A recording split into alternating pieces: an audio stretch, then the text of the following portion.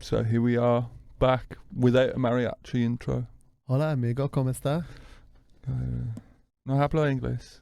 Ah, puta. Sí, Anyway, sí, hola sí. señor, señorita. It's about as far as my fucking Spanish goes. And the worst part is that I used to have to speak Spanish.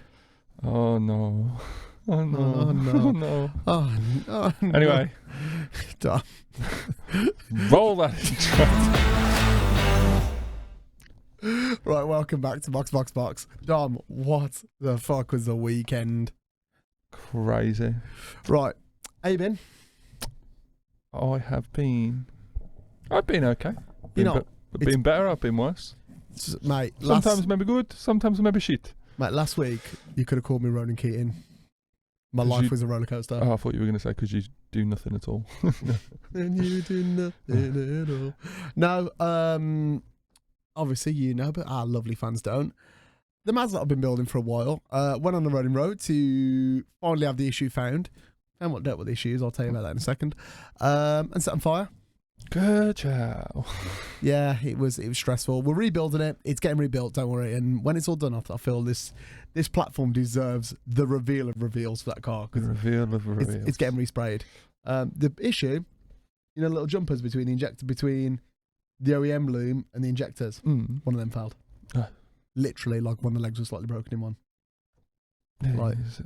Anyway, few new things. Here's We're Wonderwall. run a new format of still the same set, but loads of stuff's new on the background, so it should sound hopefully better.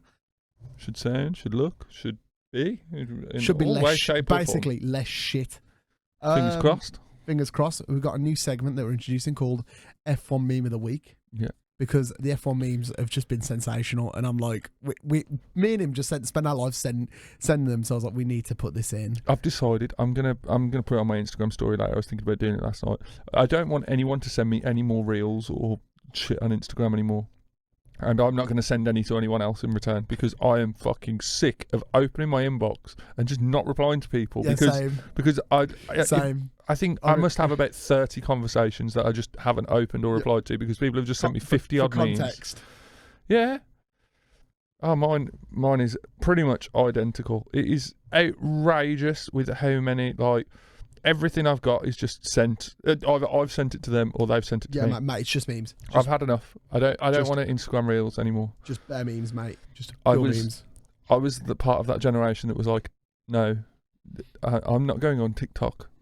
I'm too grown up for TikTok, and I will stick to my Instagram reels. But now, yeah, no, go back to TikTok. Yeah. I'm fine with TikTok. It's a different platform. Anyway, what are we talking about this week? How much I hate Instagram reels. Sorry, what are we talking about this week? Lando Norris goes full lights to flag domination to take the win at the Autodromo. Mate, he went beast mode, didn't he? McLaren back on top in Mexico for the first time since 1989. Ollie Behrmann drags the Haas into the history books with a career best P4. Hamilton versus Matt again. Hamilton versus Verstappen, the penalty that cost him, mate. It's a sore subject for me. This is, I was getting to like Max, and then it's just. We'll talk about that later. Wild turn one chaos, penalties flying, and that late race VSC freeze. Rookie madness with 9 new F drivers in FP1. I'll be honest, Matt, I didn't really watch FP1. It's annoying because I never have a chance to watch it because of our work schedule. Yeah. Like, and I try and watch it when I get home, but then like I'm either on a brunch gig or you're on a brunch gig, and you just miss out. It was just late on in the day, I think, but most of it. Who stood out and who struggled? That'd be interesting to talk about. Well, technically neither of us know, but I did get. You got notes. I got notes. You got notes. We got statistics. So, also, George Russell in a lucha libre mask. Mate, that was so fucking funny. I Plus said that one. Sonoda channels his peak Honda spirit and Liam Lawson's scary marshal moment. So Dom, tell me about Sonoda and Honda. Yeah, so 60 years on, Honda's still bouncing off the rev limiter, obviously, because he drives a Honda and doesn't go. Mate, I've literally been in the car with you, sat doing 30 miles an hour in first gear at 9,500 RPM. With you smiling like a fucking child. The problem is you can't help but enjoy it. But anyway, tell me about it. So Yuki Tsunoda took the wheel of the legendary 1965 Honda RA272, the Marquis' first F1 winning car, for a demo lap on race day. He did what any self-respecting Honda driver would do, absolutely sent it and bounced it off the rev limiter down the main straight. The full clip is on Instagram and is worth a watch. But we do have a clip right now, just to appreciate the engine noise. Are you ready for this, Dom? Let's try this. Let's go.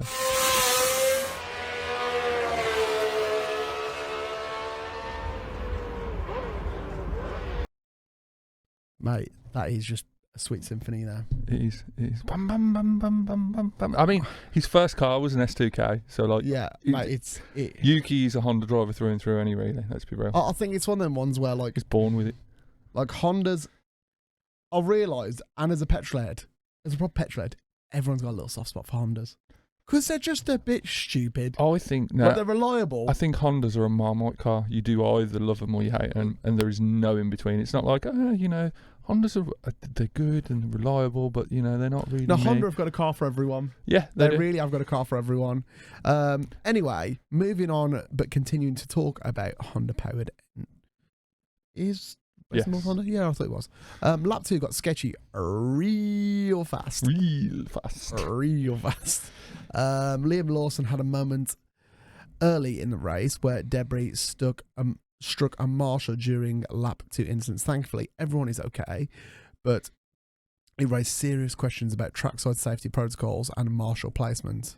And yes, George Russell skipped FP1. So that's technically a separate thing, so we'll come back to that. Oh, right. Sorry, I'm just reading. I'm reading notes there. I mean, I'll be honest, I didn't clock that, I was too busy. Well, it wasn't in the broadcast, so... I bet I was too busy probably getting pissed off at the Hamilton-Verstappen thing that was going down at that time. So Lawson ended up having to pit at the end of lap 1 because of his front wing, and came back out after... so, as you can imagine, I think it was yellow flag after obviously all the first couple of corners incidents. Mate, honestly, it was the craziest start to the race. And so if you imagine the pack is probably about halfway through lap 2 at this point when Tsunoda comes out the pits. So the marshals got the signal to enter the track to go retrieve the debris. Yeah, I saw about this actually. And yeah, Yuki genuinely nearly hit them.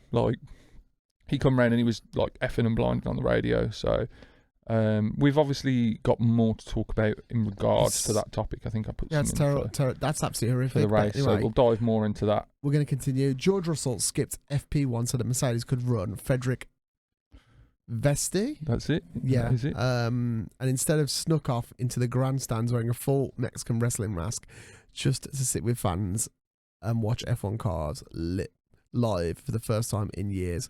What a legend. You know what, right? I'll be honest. The writer for this, and I know you have assistants, probably didn't word that the best. But I will say, obviously we all saw that on George's Insta. And mate, you know what? It was bittersweet a little bit. I mean, obviously he was in a Mexican wrestling mask, but there was probably loads of people there and them just embracing it. I think that as a Formula One driver, you're going to be a Formula One fan, and to just sit there and be able to actually just. I was going to say, it's a bit sad that he can't do that normally, and that's what he had to do to experience it. It is sad, but it's also nice that he had the ability to just go, to be normal. Yeah. To not be... You can just imagine, though, that one person that was sat next to him that saw that on his fucking Instagram 20 minutes after was like, fuck. You'd be so pissed, wouldn't you? You'd be fucking fuming. But honestly, mate, it was lovely. I do think, as a sport, we need to sort of maybe review that a little bit, the way the people are. Say if there's an F1 driver just there, just wanting to watch. It's trying to keep people at bay, isn't it? And then you'd have if it's especially sessions like FP1, FP2, where you'd have the drivers kind of stood out, and even if you put them in a separate part of a grandstand, I'm only thinking of the stands at Silverstone that I've been in that I can speak for. But even if you put them in a section bit off further at the back. I think it would be too distracting from the main event. Yeah, as well. It would. And so that. Then again, it was another prime example of this is obviously Lewis Hamilton's brother's British touring car. Yeah. He was at Donington, literally just with a a hood, a face, it was like a face mask on, Mm. and literally like was just stood there, like trying to be as inconspicuous as he could because he just wanted to watch his brother race. Yeah, and it's And obviously a I'm struggle like, for him. because he really didn't want to take the thunder off his brother. Yeah, And it really must suck from that aspect because you are at the top of motorsport. Yeah. So yeah, definitely a bit of niceness. Mexico, you know what, was just a good race. It was what was needed after a couple of weeks. After a couple of shit races. A couple of just really boring shit races, and like the warm up, like while the run up to the race, everything was just nice. It was just stereotypically Mexican in every way because they brought the spice back into Formula One. Yeah, like they gave it some seasoning. They did. Oh my god! So completely off topic, but it is to do with Mexico. Go on. Did you see what Mexico put on their official Instagram? Oh, so they were gonna.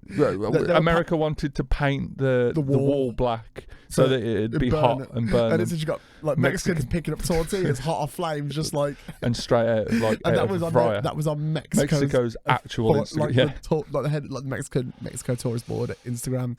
Cracked me up, that did. But anyway, tell me about silly season. Yeah, so we jump into F1 news. And silly season is not done yet, so apparently multiple sources in the paddock are reporting that Carlos Sainz is in the final stages of negotiations with Audi and Sauber for 2026.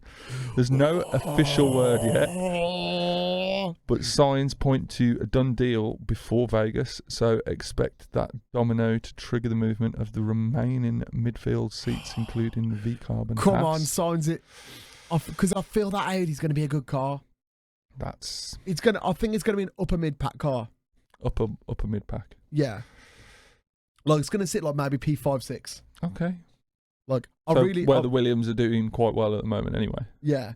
But I think that's where it's gonna start and it's just gonna climb because if there's one thing Audi are good at, it's fucking motorsport. Sauber have had some incredible performances so far this season. Yeah, but Audi are building their own powertrain this time, aren't they? I was not aware. Sorry, I set off a domino effect there. Yeah, Audi. Let me research that.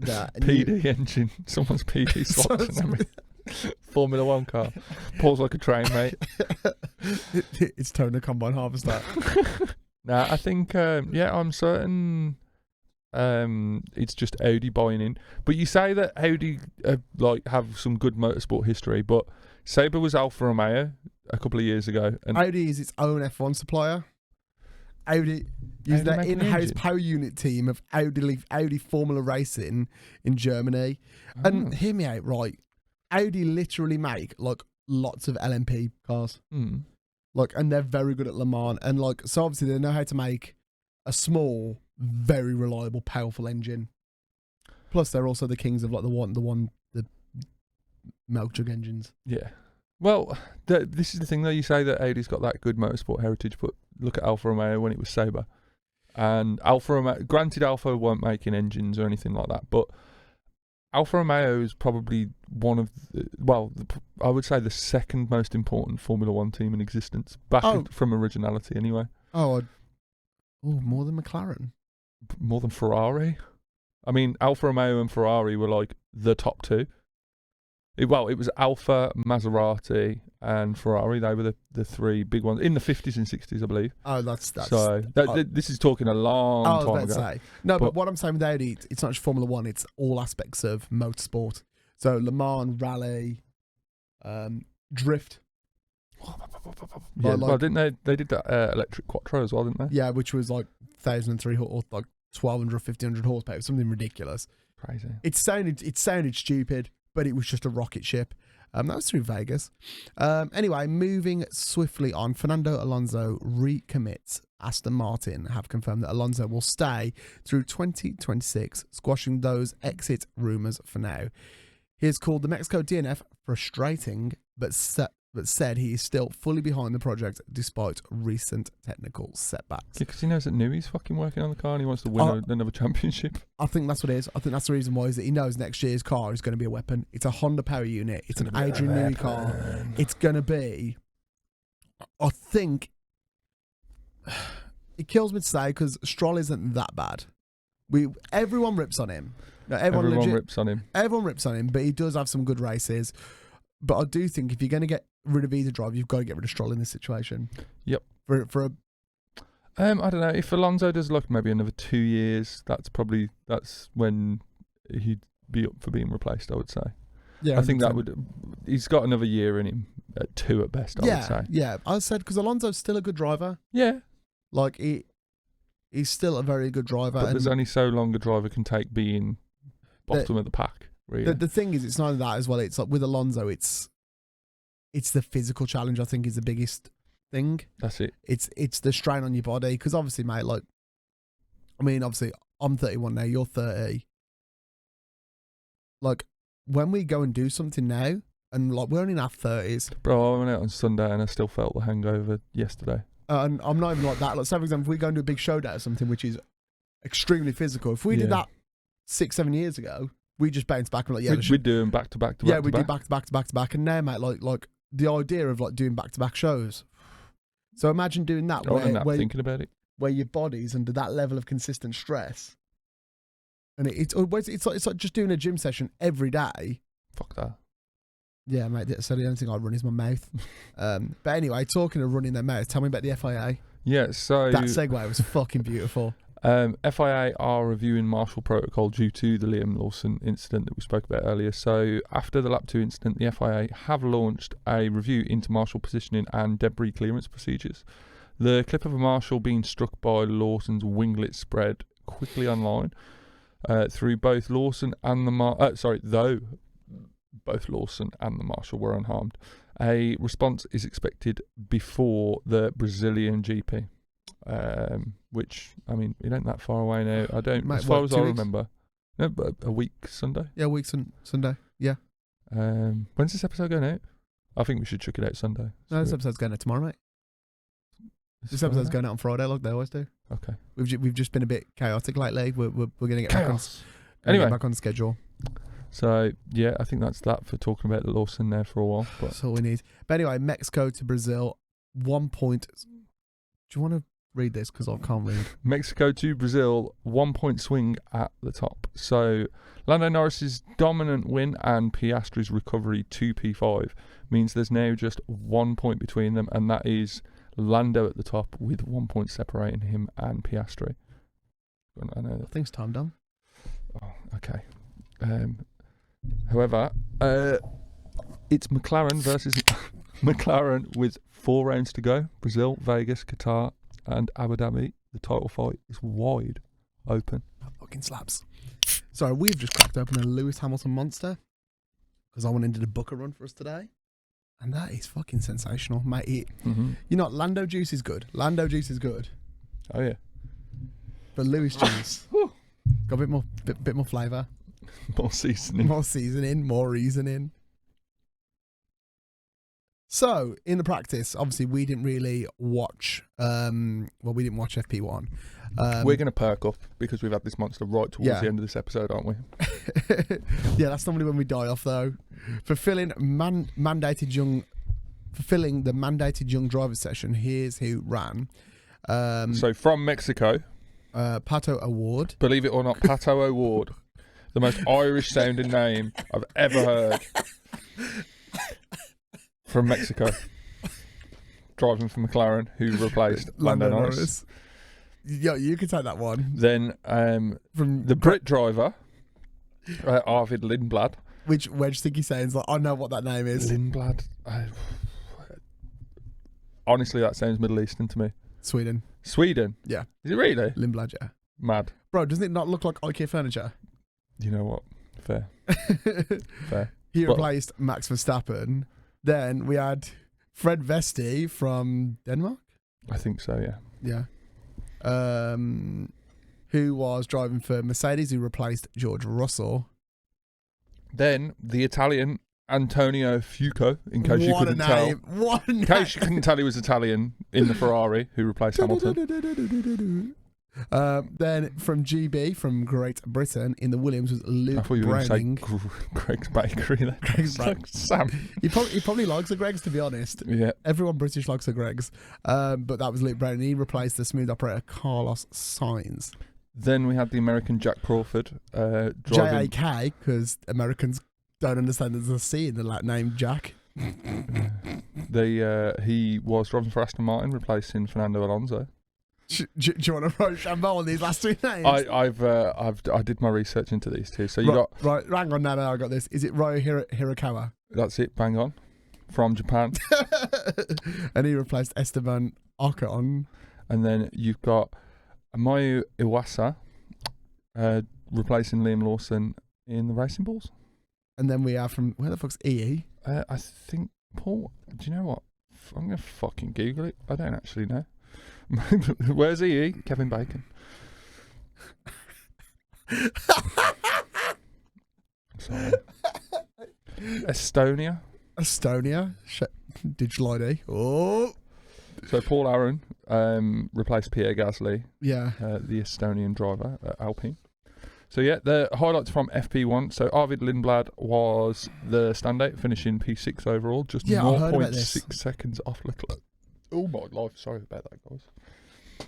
That's still fucking good going, you know, for like a rookie. Well, 0.6 seconds, like 6/10 off fucking Charles Leclerc. Yeah, who's in the same shitbox. Yeah, it's fucking good going. Then Pato Award got a hero's welcome and went P13 despite having food poisoning. It's the most Mexican thing I think I've ever heard. It's like, I finished P13. I got food poisoning, but his mum was like, "Come on, Pato, you'll have your taco before you."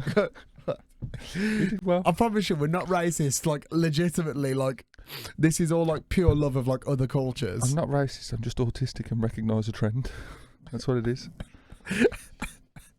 That video fucking broke me. So Hajar had an off at turn 12, but reversed it like a champ. And other than that, there was no crashes or red flags. So overall, clean session. Considering there was 9 new drivers on the track. Who've got very little seat time in a Formula 1 car. And it's also a car that's not built or set up for them in any way, shape or form. The only way that it could be adjusted to them is that they would have had the seat mould. Yeah, that's it. That's it. Everything else is like just pedals and steering wheel, like distances. Gloves. Steering wheel. It's going to be exactly the same as what it would be for the driver whose car it is. So anyway, we're going to move to FP2. Verstappen wakes up when it's all over. Also, quick note, I have found out that the new software we're using, we can inject auto-tune at any time. So one day they're going to start. One day, on this episode, is just going to be random moments of auto-tune, but it's. We won't know it's happening either. Well, I'll know it's happening, but you won't. Yeah. So you'll listen to it. So Dom will have moments of sounding like T-Pain. But anyway, Verstappen topped the session with a 117.392 after skipping FP1. Antonelli had engine worries on lap 1, told him to limp home, but still clocked a P3. Hamilton nearly matched Verstappen's pace before going wide in the final sector.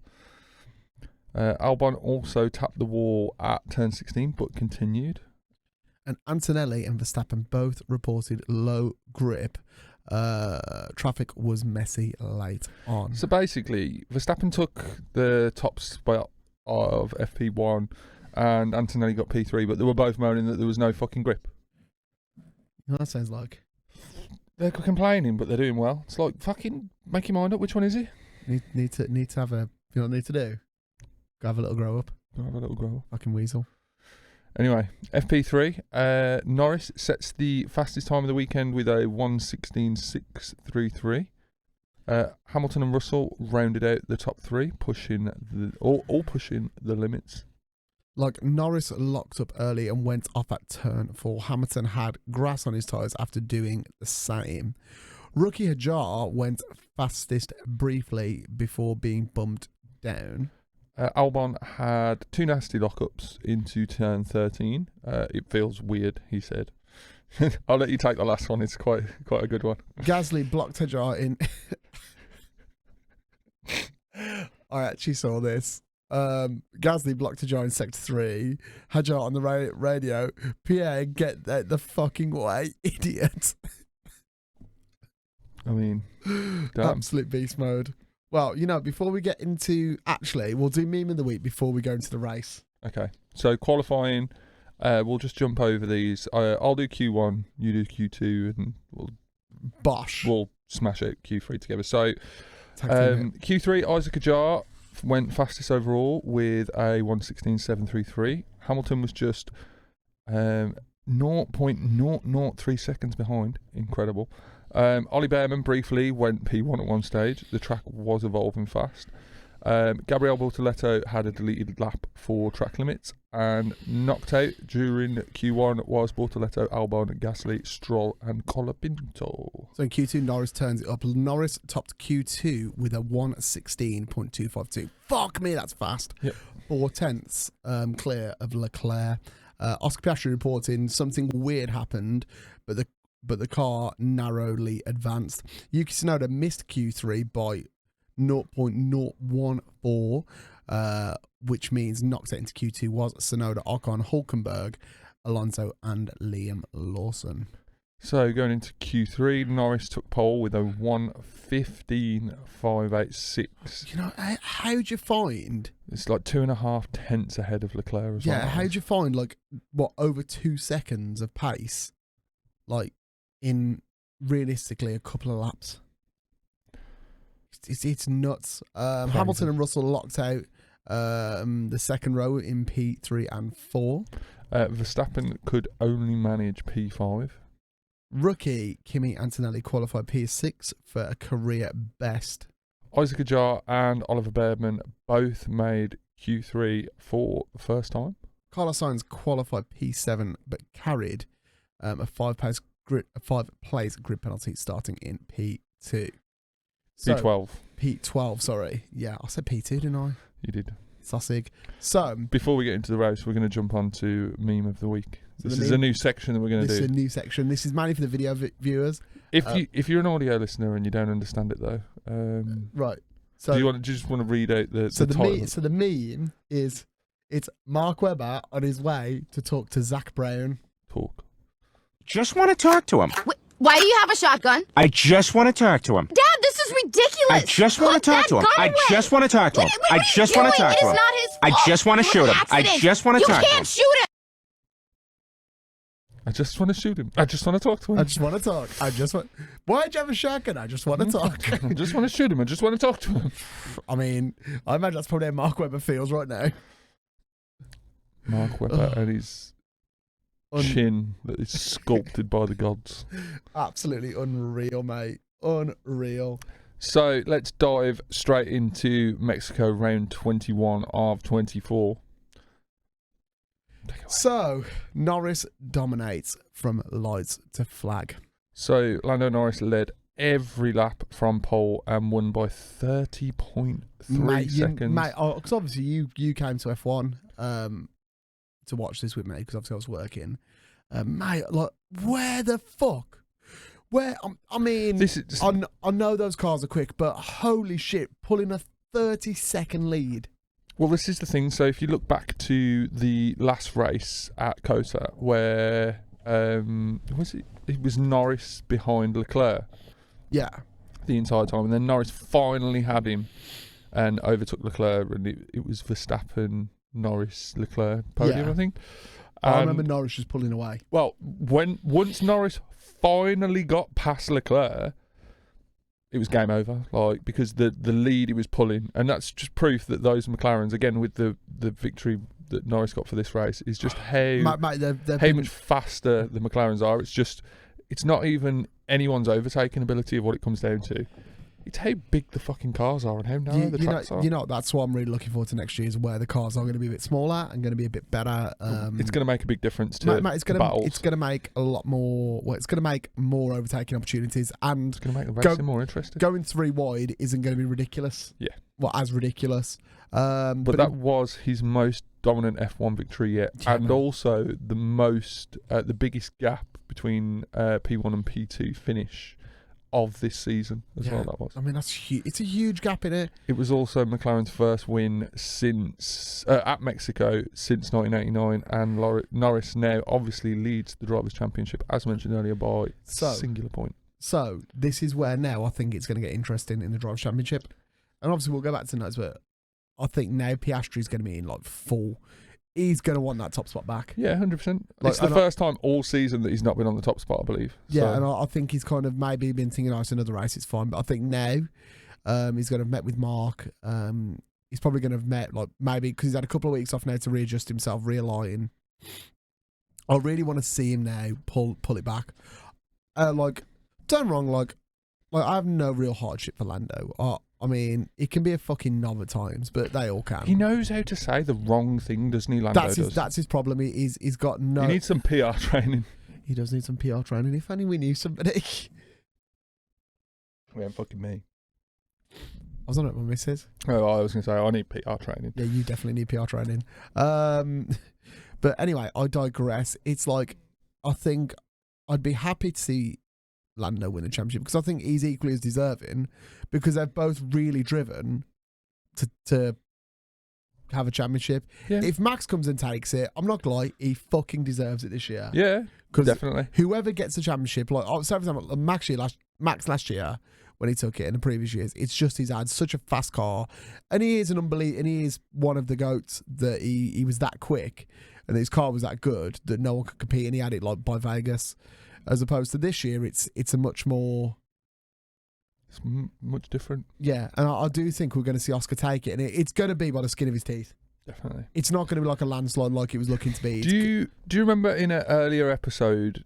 we spoke about this. Quite an earlier episode where I mentioned something about... Does Oscar Piastri have a girlfriend? Because he's just got his head in the game, and you were like, "Oh, we don't condone. Dom doesn't mean anything by him having a girlfriend or them giving him a headache and whatever." Oh God! Have you noticed ever since we've started seeing his girlfriend, all of a sudden Oscar started performing really badly?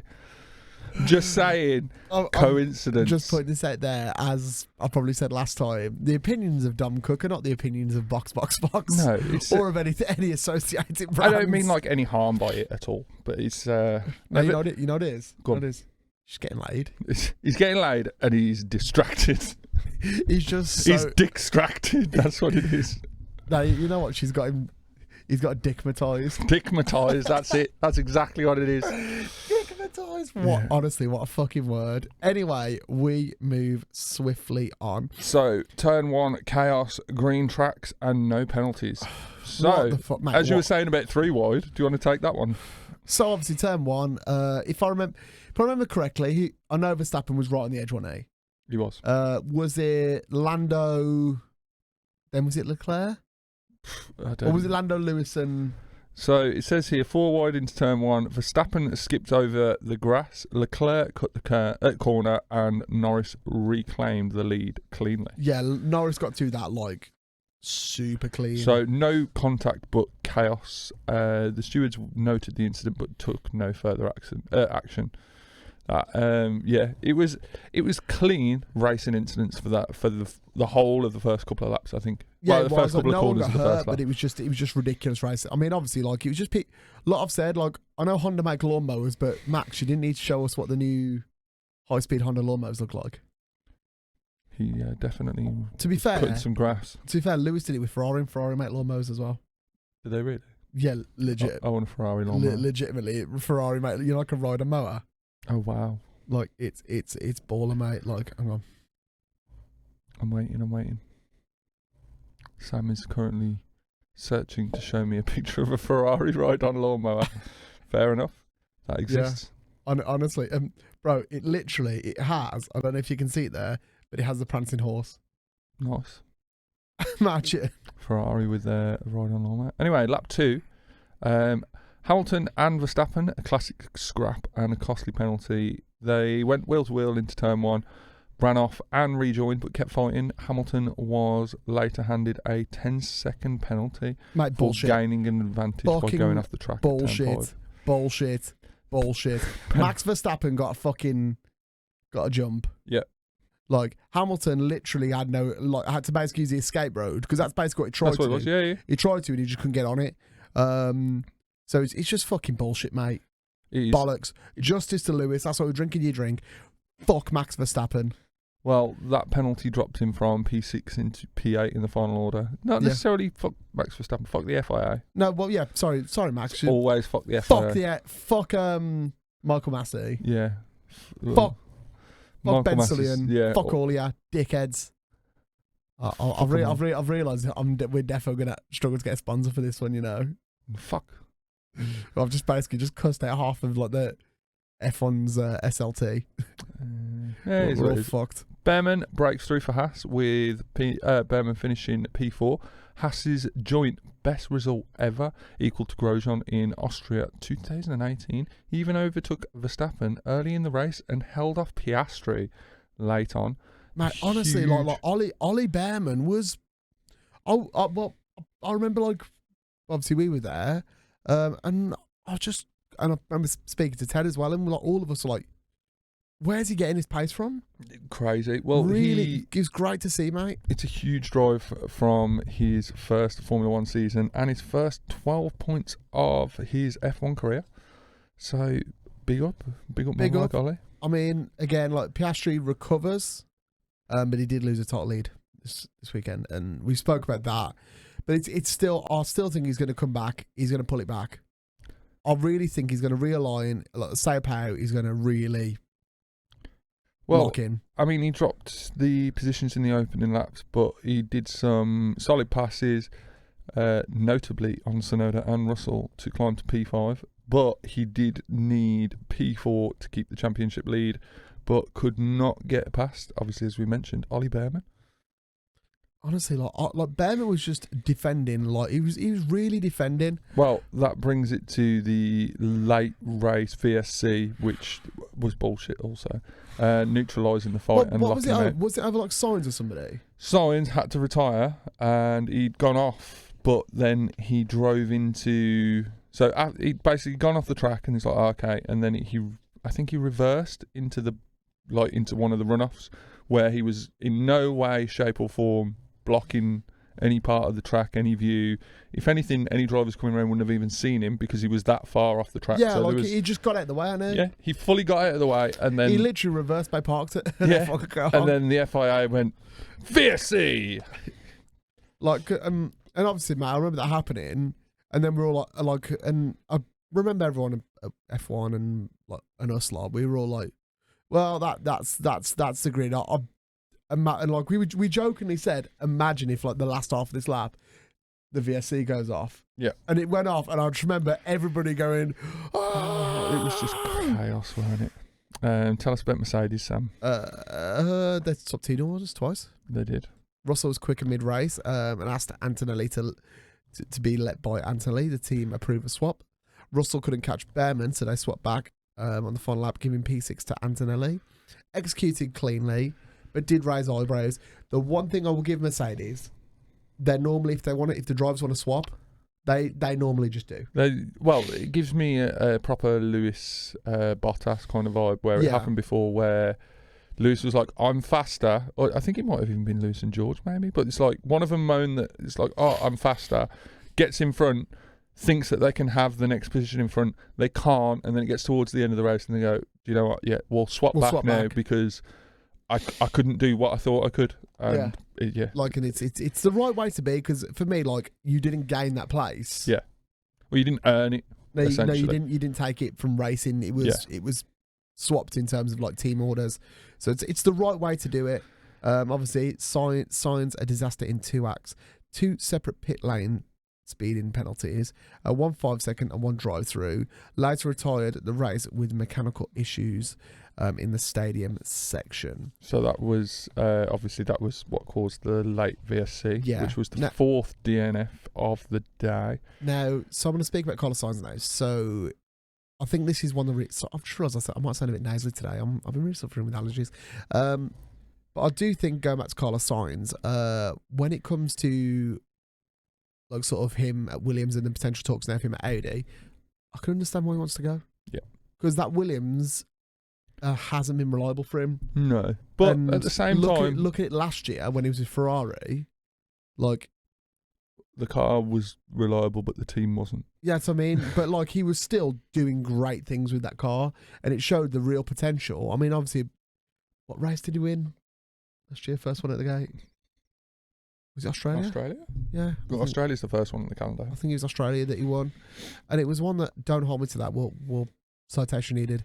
But again, like, obviously, like, I remember watching Drive to Survive, and Krishna was like, well, if you want proof of a driver that's available for next year, there it is. And I think now, I feel Williams was a stepping stone team. Yeah, definitely. Much like I think for Bortoletto signing with Sauber, Yeah, it's a stepping stone to a it'd be bigger like, team. yeah. Considering Sometimes you need a team to just to step you up. sometimes it's better to have a seat than not else, and sometimes you got to choose Williams or Saber. Yeah, but at the end of the day, you're still racing. You're still racing. You're still in the top one of the top. top 20 racing drivers in the world. So Yeah, well, now it's soon to be 22, I know, which is crazy. But the fourth DNF of the day was Sainz, Lawson, and the Marshal scare in lap 2, which we've already spoke about. We've spoken about that a lot, but the FIA is still reviewing that. Late VSC neutralises the final battles. So yeah, as we said, Carlos Sainz triggered a virtual safety car on lap 70 of 71. Verstappen was chasing Leclerc for P2. Piastri was attacking Behrmann for P4. And both of those fights got frozen, and nobody could Mate, make a final lap I do challenge. think that... Could you imagine if Leclerc took P1 from Norris after that because of the VSC, because of how bunched up they would have got? But yeah, I do think there was no need for that safety car. no, did not need to be there. Absolutely Couple of yellow none. flags for Yeah, 20, 30 seconds, and then green flag race on. yeah, just continue racing as normal. But it's also one of them ones where, I think if we didn't have that VSC, Piastri would have jumped Behrmann.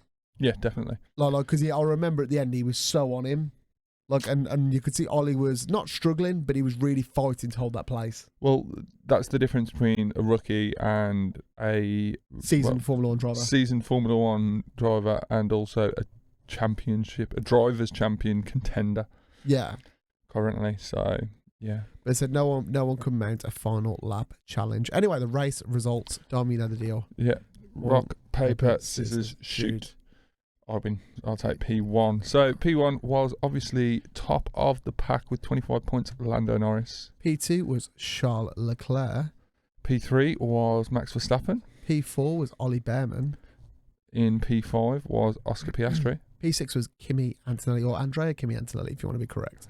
P7 was George Russell. P8, fucking vindication needed, was Lewis Hamilton. P9, Esteban Ocon. P10 was Gabriel Bortoleto. P11, Yuki Tsunoda. P12 was Alex Albon. P13, Isaac Ajah. P14 is Lance Stroll. P15 is Franco Colapinto. And finally, the finishing actual race was in P16, Pierre Gasly. Then in the DNFs, we had Sainz, Alonso, Hülkenberg, and Lawson. So, Dom, let's talk about the race predictions. So, me and you got 1 point. We both got 1 point because we both put Norris in P1, which was how it went. My dad went for Verstappen for P1.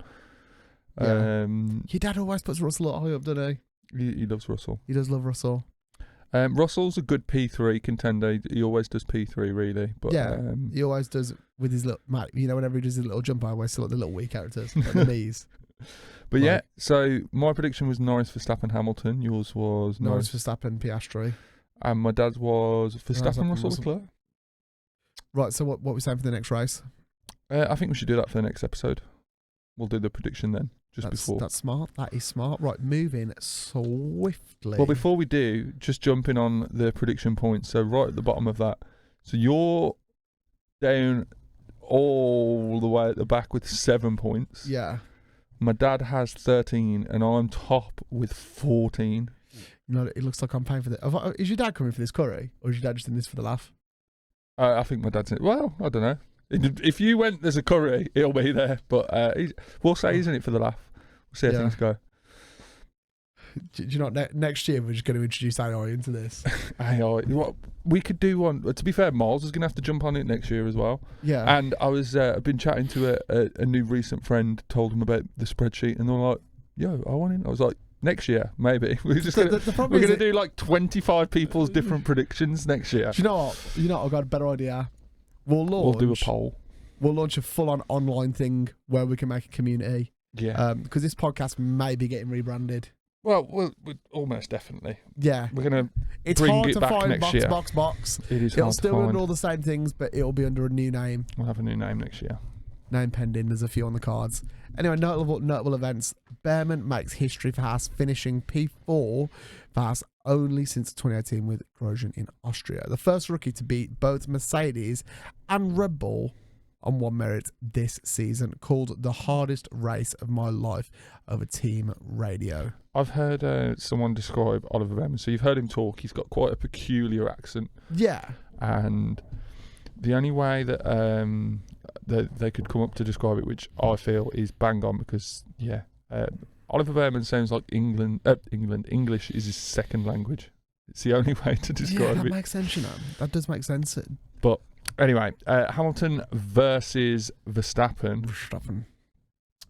Contact into turn 1 of lap 2, and both ran wide. Hamilton later cut turn 5 in an overtake attempt, and stewards gave him a 10-second penalty. Very controversial. Finished ahead of Russell on track. Sadly dropped behind after the penalty was applied. Bullshit. Russell pulls lucha libre, disappearing act, skipped FP1, wore a Mexican wrestling mask to sneak into the grandstands, watch Vesti drive his car for the first time from a fan's POV. Stating, first time I've watched Formula One cars trackside in years.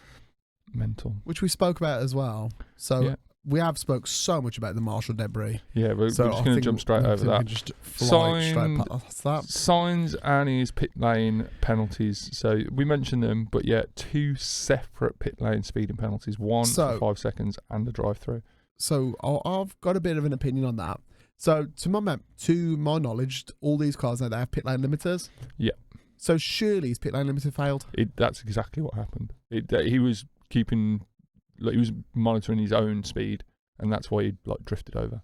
But I think there's something ridiculous, 4 or 6 speed cameras in the pit lane to monitor pit speed obviously for safety reasons. Safety. I get it, but when you don't have that limiter in place and you're just going over, there's got to be an allowance. You know what I mean? Yeah, fair. The first penalty, I think, is fair. Yeah, that 5-second penalty, that's understandable. But when I think what the FIA should have realised, or what Williams should have done, is communicated with the FIA and gone, look, after that penalty, being like, we've got no pit limiter. This is it. So, he's trying his best to regulate speed. Yeah. I mean, at the end of the day, basically the pit lane's got average speed check. Yeah, that's basically what it is. Twats. So there we go. We've touched on that. But obviously retired with mechanical issues with 2 laps to go. So it's been it has just been a brutal weekend. It's been a brutal fucking season for Sainz. It's been a fucking roller coaster, up and down. I really like Carlos Sainz. I think everybody's got a little bit of time for him. I think it's just because he comes across as such a genuinely compassionate person of motorsport. 100%. And he really feels like he gives a shit about it, and it really makes me sad when you see how he was all he was in the top team, he was in the top places last year. Genuinely, he was I think he won 2 races last year. Yeah, he was top 5 1A, and now he's back of the pack. That's it. And it's really fucking hard to watch sometimes. But on a much more positive, lighter note, Hajar topped Q1 as a rookie with the top time of 1:16.733. Obviously, track progression through Q2 and Q3 enabled that time to go down, with Norris taking the 1:15 or whatever time it was. However, he called Pierre Gasly a fucking idiot over team radio after getting blocked, and made it into Q3, but dropped back into his 13th place finish on Sunday, sadly.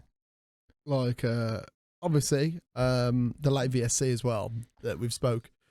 I feel like we spoke about it, but there's a few little bits. Obviously, there was comment from Piastri with that, is that we had the pace, just not the time after the flag. Giving me Abu Dhabi 21 vibe. Honestly. Pato Award, who apparently, you swear to God, is Mexican, he is. drives with food poisoning. The local hero ran in McLaren for FP1. Still went P13 despite being ill. Fans gave him a hero's ovation on his lap.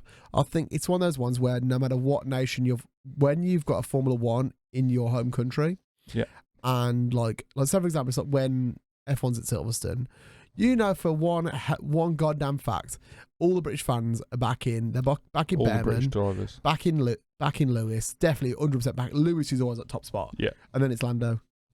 Even though Lando's got a fucking stand there, but the Lando stand. But you know what? Lewis has got the main straight named after him. He does. So it's a fucking great name. They're the Hamilton Straight. So At a club is it Vale into club or is it club into Vale? I haven't got a fucking clue. I One of think- them. Rookie shoutouts. So honourable mentions so far. So obviously there's Lindblad taking P6 and FP1 with the Red Bull. Antonelli in the Mercedes, who qualified P6 and finished P6, best weekend yet.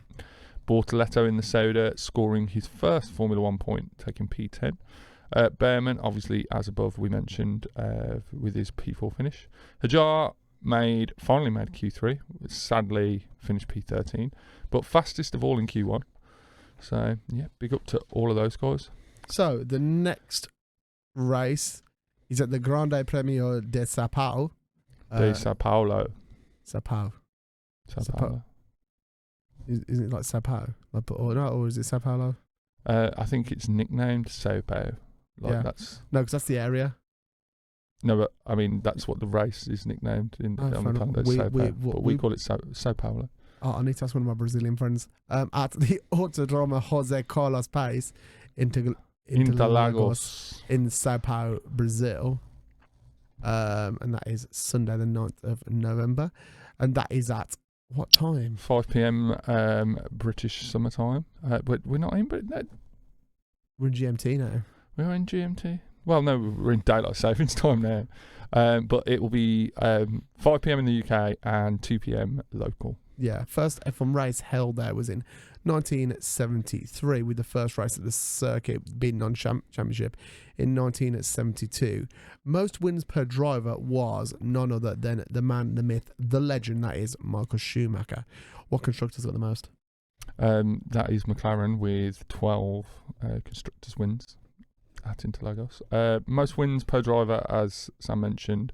The top three is Schumacher, then Schumacher with 4, then Vettel with 2, and Senna, with it being his home race, 2 wins there. It does shock me now that like either Lewis or Verstappen on in that list, especially Lewis for like Lewis would for the- make sense. for the tenure of his career. Well, you'd think, I mean, considering that the number is actually quite low, like 4 wins is the It's a- top spot. It's a really exciting track though. But that's Interlagos. I think that it's the weather. There's so many different things. It's so unpredictable of a race. Yeah. So, but we'll talk all about that next week. But last year, pole position went to Lando Norris in the McLaren with a podium of Max Verstappen winning the race, Lewis Hamilton in P2 and Lando Norris in P3. So basically what happened there is Lando bowled it. Yeah. Uh, Fastest lap was Charles Leclerc with a 1:13.760. Now, before we go into the final talking points, this is, if you remember at the start of the season, it was this gentleman's birthday. It was. I bought him a F1 Authentics like flag piece, and it was originally for Abu Dhabi. Basically, there was some technical issues with F1 Authentics, and they offered me a flag at Sao Paulo for a better price. So keep an eye out for Dom Cook on the flag at Sao Paulo as well. yeah, boy. Can you imagine if it's That- like in really good camera shot? That would be the dream. Well, normally you can see all the names. Well, it depends on what side, because they do it both sides. No, it's the same side. Oh, is it? Like it's Ah. it's stupid. Like basically like It's the both same on sides. both sides. Yeah, Yeah. yeah. Fair. It's so when they're waving it, it's one thing that they literally cut the flag up, so they have to do it on Yeah. both sides.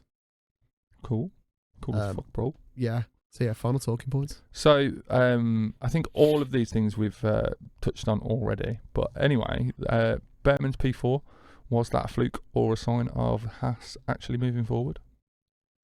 I don't know. I think it was a fluke. Okay. Well, I'm sorry, Ollie, but I think it was a bit like Hulkenberg's. it was. P3. It happens. Who knows? I think it was. Only time will tell. I really will so happily eat my words if it wasn't, but I think it was a fluke. Penalty police, was Hamilton's 10-second penalty fair compared to Verstappen's lap 1 rejoin? Simple as that now. Agreed. Rookie stock watch. Who impressed most across the FP1 class? Was it Lindblad? Was it Antonelli? Was it Hajar? Well, No, for me, like you can't compare. it's that you can't, because what is Lindblad, a Formula 2 driver? I think so. He's coming through the Red Bull Young Drivers program anyway. Yeah, so he's a young driver. So for me, he's a rookie, but he's not even like a Formula One like racing. He's not rookie. a full-time Formula One driver, is he? Like, I mean, if you want to compare those, like Antonelli the or rest of Hajar, I would say Antonelli at the minute. Definitely. Hajar's been... I think they've both been really good, but I think Hajar's been slightly more consistent. Excuse me. Performing slightly better, more consistently, should I say. But anyway. The Big One Championship watch. Norris leads Piastri by 1 point with 4 rounds to go. Who's got the mental edge now? Who is it? Who do you think has the... Who do you think is stronger mentally out of the two of them Max right now? No, I reckon... I want to say Oscar, but it's difficult. Well, think about it. Now, you know, Oscar's kind of been a bit... Since we've come off the summer break, Oscar's been very... He hasn't been performing at his best. No, 100% not. Now he's finally second in the championship. Yeah, and so like, he's got something to drive for. hopefully he keeps his cool. Yeah. Now, obviously, finally, Leclerc's quietly building a strong end to the season. Could Ferrari surprise in Brazil? I hope so. I really hope so. I think Ferrari have been looking fantastic lately. They have, but I feel like Interlagos it's Honda's. It's a track where the Honda always does well, no matter what it 100%. is. So I think, don't knock off the Red Bulls for this one. Yeah, definitely not. Anyway, Dom, where can we find you? You can find me at DJ Dom Cook on all my socials. What about you? You can find me at Sentio Silvano on all mine. They're on screen as well right now. We got snazzy shit going on these days. So you can also find the podcast at Pod. We need to figure something else to chuck that in there, but I'm sure I can make something for that. But thanks so much for listening. As always, we will see you next week to go over the Gran Premio de Sao Paulo 2025. We're going to be GP. Next week. We're going to talk about Interlagos. We'll talk about some history in regards to it. I'll do some digging. There's a lot to talk about. It's one of my favourite tracks of the season. So hit us a follow, drop us a review if you're into what we do. And leave a comment if you're on YouTube and tell us what you think of the new format. Guys, see you next week. See you next week in Love you, bye. Brazil. Obrigado. That's thank you in Portuguese. Your microphone's looking a bit disappointed. That was...